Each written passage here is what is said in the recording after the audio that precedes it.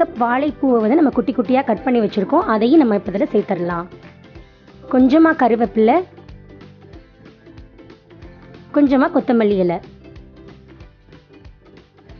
இதில் தேவையான அளவு உப்பு சேர்த்துக்கோங்க.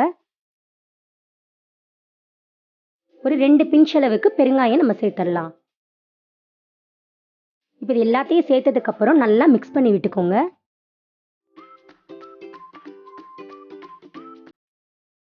இப்போ பார்த்தீங்கன்னா நம்ம நல்லா மிக்ஸ் பண்ணி எடுத்தாச்சு. இப்போ இதை நம்ம வடையாக போட்டு பொரிச்சு எடுக்க ஆரம்பிச்சிடலாம். இப்போ வடை போடுறதுக்கு மீடியம் ஃப்ளேம்லேயே கொஞ்சமாக ஒரு பாத்திரத்தில் எண்ணெய் ஊற்றி சூடு பண்ணி எடுத்துக்கோங்க. இப்போ வந்து எண்ணெய் சூடாயிடுச்சு. நம்ம மிக்ஸ் பண்ணி வச்சுருக்கிறதுலேருந்து கொஞ்சம் கொஞ்சமாக எடுத்து இந்த மாதிரி கையில் வச்சு அழகாக தட்டி எண்ணெயில் போட்டு நம்ம பொரிச்சு எடுத்துக்கலாம்.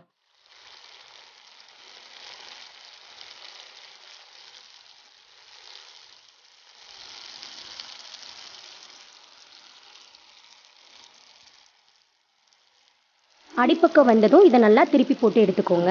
இதில் இருக்க பபிள்ஸ் எல்லாமே அடங்கிருச்சு அப்படின்னா நமக்கு வந்து வடை வந்து உள்ளேயும் வெந்திருக்குன்னு அர்த்தம்.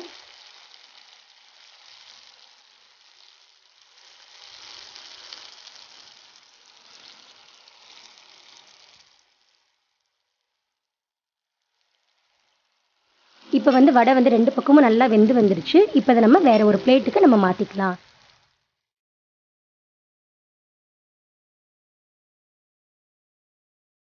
அவ்வளோதான், நம்ம வாழைப்பூ வடை வந்து சூப்பராக ரெடி ஆயிடுச்சு. இதே மாதிரி மற்ற எல்லா வடையும் நான் போட்டு பொரிச்சு எடுத்துக்கிறேன்.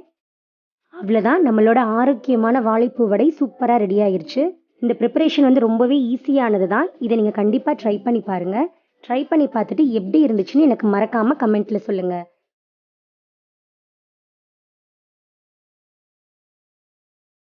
உங்களுக்கு இந்த வீடியோ பிடிச்சிருந்தா லைக் பண்ணுங்கள், ஷேர் பண்ணுங்கள். மறக்காமல் சப்ஸ்கிரைப் பண்ணி பக்கத்தில் இருக்க பெல் ஐக்கானை கிளிக் பண்ணிக்கோங்க.